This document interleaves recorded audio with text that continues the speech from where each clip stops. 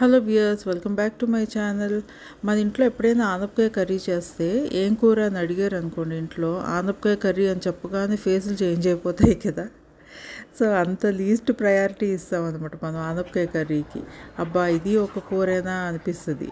But ఈరోజు నేను చూపిస్తున్న విధంగా ఒకసారి ట్రై చేయండి, మళ్ళీ మళ్ళీ చేసుకుని తింటారు.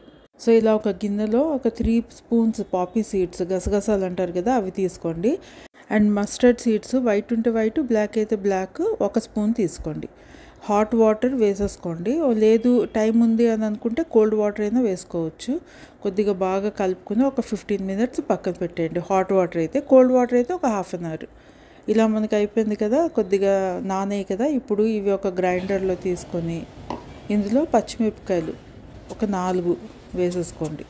నేను ఇక్కడ సొరకాయ, 1 కేజీ సొరకాయకి చెప్తున్నాను మెజర్మెంట్. ఇది ఫైన్ పేస్ట్లో చేసేసుకోండి. ఇలా ఫైన్ పేస్ట్లో చేసి ఇది ఇప్పుడు పక్కన పెట్టేద్దాం. మెయిన్ ప్రాసెస్ చూద్దాం. కొద్దిగా నూనె తీసుకోండి ఒక కడాయిలో.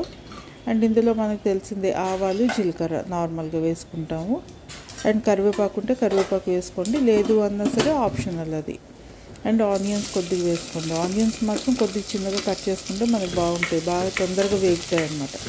ఇవి మరీ రెడ్గా ఫ్రై చేసుకునేంత అవసరం లేదు, కాస్త ఫ్రై అయితే సరిపోతుంది. చూడండి ఇలా ఫ్రై అయ్యాయి కదా. ఇప్పుడు జింజర్ గార్లిక్ పేస్ట్ కూడా వేసుకోండి, 1 టీ స్పూన్. నేనైతే ఇది ఇంట్లోనే చేస్తాను వెంటనే. ఎప్పుడు జింజర్ గార్లిక్ పేస్ట్ బయట ఎప్పుడు కొన్న అసలు.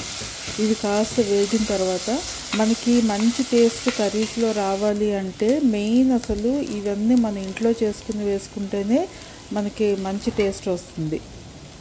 ఇప్పుడు ఇందులో కొంచెం ఉప్పు, పసుపు ఈ 2 వేసి కలిపేసుకున్న తర్వాత ఇప్పుడు మనం సొరకాయ ముక్కలు కొద్దిగా పెద్దగా కట్ చేసుకోండి. దీనికి పెద్దగా కట్ చేసుకుంటేనే బాగుంటాయి ఈ సైజులో. చిన్నగా కట్ చేసుకుంటే అంత బాగోదు. సో ఈ సైజులో కట్ చేసుకుని సొరకాయలన్నీ వేసుకుని ఒక్కసారి కలిపేసుకుందాం. అన్నీ ఇంట్లో ప్రిపేర్ చేసుకుని వేసుకుంటే ఏంటంటే మనకి మంచి టేస్ట్ వస్తుంది, హైజీనిక్ కూడా ఉంటుంది అనమాట. బయట వేసింది అంత మనం నమ్మలేం కదా. జింజర్ గార్లిక్ పేస్ట్ అయితే అస్సలు కొనొద్దు బయట. జింజర్ గార్లిక్ పేస్ట్లో అయితే ఇంకేవేవో కలుపుతారు. సో ఇప్పుడు మూత పెట్టేసి కాసేపు అలాగ మగ్గనిద్దాము. చూడండి ఇప్పుడు కాస్త మగ్గిన తర్వాత ఇలాగ అడుగు నుంచి మొత్తం అంతా దగ్గరగా వచ్చింది కదా. ఇలా వచ్చిన తర్వాత ఇప్పుడు జీలకర్ర పొడి, ధనియాల పొడి ఇందులో అసలు వేయొద్దు, ఓన్లీ జీలకర్ర పొడి వేసి ఆ ముక్కలు మునిగేంత వరకు వాటర్ వేసేసుకుందాం. వాటర్ వేసుకొని ఇంకా ఒక్కసారి కలిపి మూత పెట్టేసి అలాగ ఉడకనిద్దాం కాసేపు. చూడండి ఉడుకుతుంది కదా. ఇప్పుడు మనం ముక్కలు ఉడికే లేదా అని చూడడానికి జస్ట్ ఇలా చూసాం అనుకోండి, మనకి పై లేయర్ అనేది గ్రీన్ కలర్గా ఉంటే ఇంకా కాస్త ఉడకాలని. అవి ఎప్పుడైతే ట్రాన్స్పరెంట్గా అయిపోతాయో అప్పుడు ఉడికిపోయినట్టు అనమాట. ఇంకాసేపు ఉడకనిద్దాం.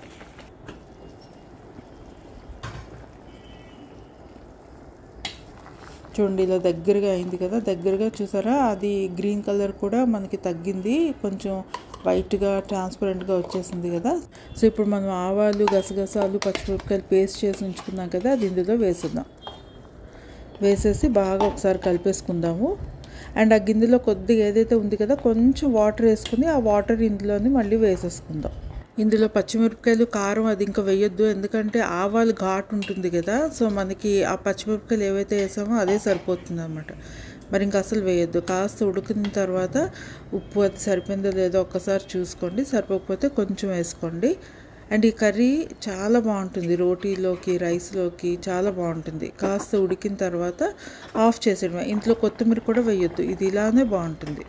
అండ్ సొరకాయ మనకు తెలిసిందే హెల్త్కి చాలా మంచిది, బీపీ కంట్రోల్లో ఉంచుతుంది. అండ్ బాడీ నుంచి టాక్సిన్స్ అనేవి రిలీజ్ చేస్తుంది. అందుకే చాలామంది మార్నింగే తాగుతారు కదా సొరకాయ జ్యూస్.